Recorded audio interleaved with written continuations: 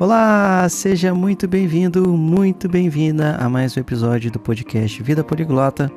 Eu sou o Guilherme Silveira, o Gui, o seu anfitrião por aqui.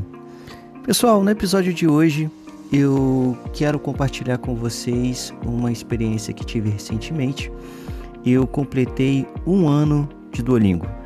Sim, consegui completar um ano, 365 dias praticando Duolingo. E eu queria compartilhar com vocês um pouco mais sobre a minha experiência.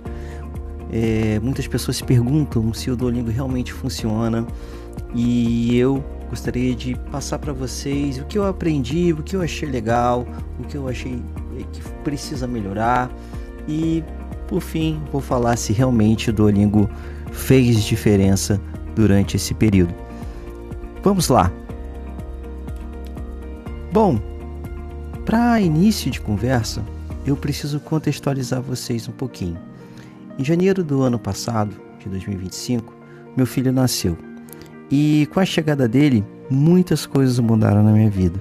Obviamente, a gente fica sem tempo, às vezes sem cabeça para estudar, porque um filho, no caso é meu primeiro filho, então eu não tinha muita experiência com bebês, enfim, nossa vida é tomada por uma coisa tão intensa que é difícil a gente colocar em prática a rotina, no caso a minha rotina de anos, né? Eu sempre tive o hábito de estudar e com a chegada do meu filho eu tive que repensar isso. E uma das soluções que eu encontrei foi o Duolingo. Eu já conheci o Duolingo há muitos anos, eu recomendo o Duolingo para os meus alunos, porque eu acho que é uma ferramenta fácil de usar, e ela é muito intuitiva, ela te ajuda em muitos aspectos, principalmente na criação de um hábito, né, que é uma das maiores dificuldades que eu vejo que as pessoas têm hoje, é criar o hábito de estudar um pouquinho cada dia. Mas vamos lá. Meu filho nasceu, então eu não tinha mais tempo nem cabeça para estudar. Eu pensei, bom, eu preciso de algo que seja rápido, prático e que eu possa fazer sem interferir muito na minha rotina, pois vocês devem imaginar que um bebê recém-nascido, ele demanda muito, né? Demanda muito da nossa atenção, nosso cuidado, nosso carinho. Então eu pensei, devo encontrar algo que encaixe na rotina, que eu possa fazer até nas noites que eu passe acordado. Então eu decidi também, influenciado por alguns amigos, professores, a Lígia e o William, decidi comprar o plano, pagar o plano super do Duolingo, que é um plano no qual você não tem a interferência de anúncios, você não tem certos limites, né? Então você pode usar como você bem entender. Bom, e na época eu queria criar esse hábito de pelo menos estudar um pouco. Eu confesso que eu não usei muito Duolingo para os outros idiomas. E então, apesar de indicar para os alunos, eu sempre preferi buscar da minha forma, ou seja, ouvindo podcast, procurando livros, enfim, como eu já falei em outros episódios. Então eu decidi, fiz a assinatura e o primeiro curso que eu fiz no Duolingo foi um curso de romeno. Se vocês me perguntarem, Gui, você fala romeno hoje? Não, não falo romeno. Eu fiz um curso de romeno, que é um curso curto em comparação com os outros do Duolingo. E o curso de romeno foi uma experiência bem interessante, porque eu concluí o curso em 4 meses. E o romeno, para quem não sabe, é uma língua românica, então ela faz parte, ela é parente do nosso português. Então, assim, tem muita coisa do romeno que a gente consegue, no romeno que a gente consegue entender por saber português, tá? Pra gente associar muito, né? Principalmente se você tem um conhecimento de italiano, um conhecimento também de francês, isso ajuda muito no vocabulário. E o romeno ainda tem um outro fator, que ele tem uma influência das línguas eslavas, então o fato também de conhecer um pouco de russo me ajudou a pegar vocabulário bem rápido, né? Mas Gui, por que você aprendeu romeno? Eu aprendi o romeno por curiosidade, né? Eu não comecei o curso achando que eu ia ficar fluente ou, enfim, ia usar o Romeno para trabalhar. Não, eu estava interessado em saber quanto que o Duolingo me ajudaria, quanto que eu conseguiria aprender do idioma apenas usando o Duolingo.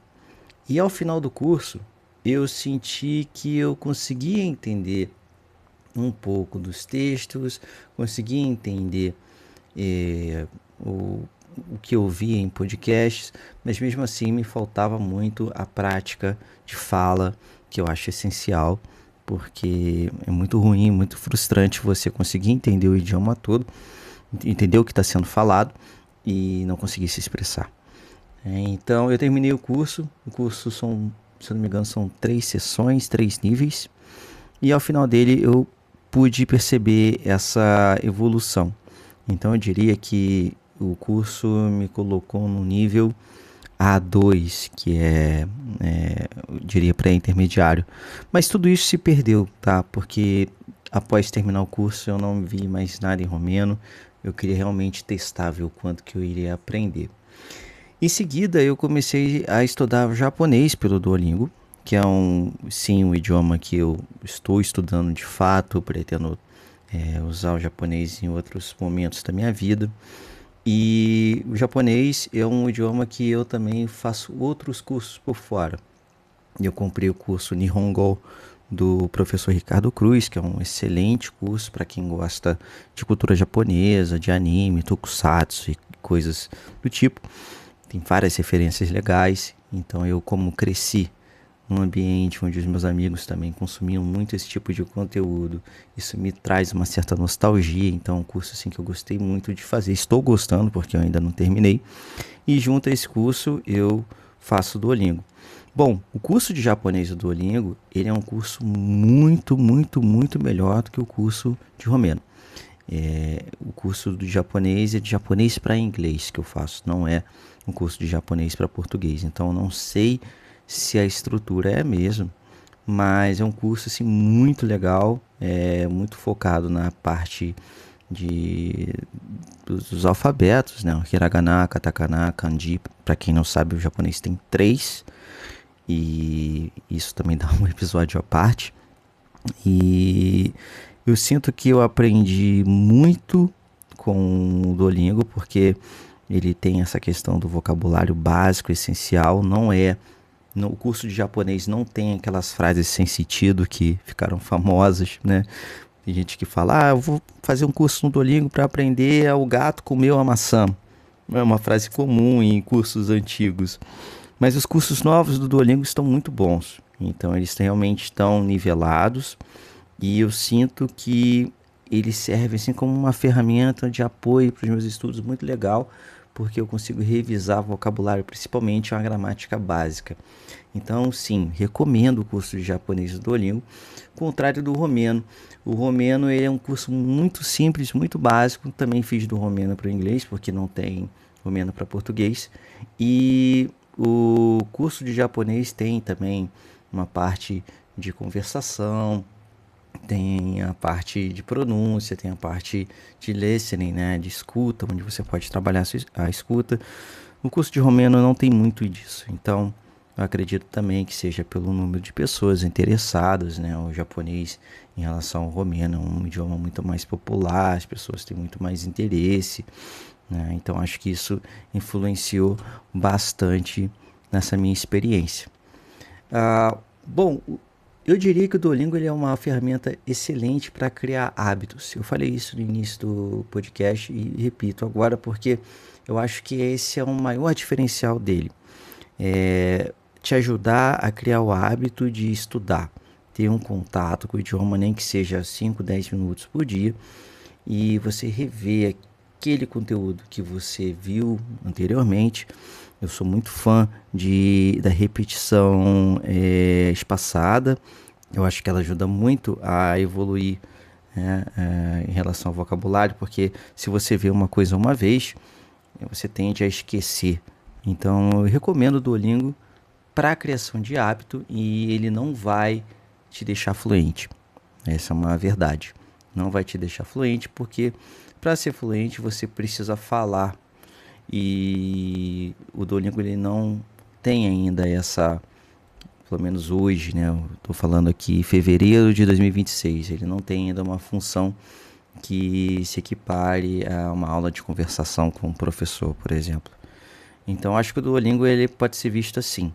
Se você quer começar um idioma novo, você não tem o hábito de estudar, então comece pelo Duolingo, pegue ali a gramática básica e aí depois de terminar o curso, você pode procurar por material mais autêntico, como um podcast, né, de algum falante nativo, ou procurar páginas, ou se você quiser fazer isso desde o primeiro dia também, é legal, né, porque aprender o idioma não é apenas decorar frases, palavras, você também acostumar seus ouvidos aos novos fonemas.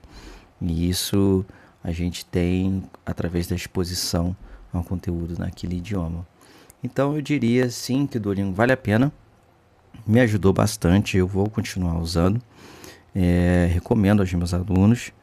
Mas lembrem-se de que o Duolingo sozinho, ele não vai te levar para aquele objetivo, que é o objetivo de falar, de poder se comunicar de uma forma sem travar. Bom, pessoal, espero que vocês tenham gostado desse episódio. Foi um episódio mais de reflexão.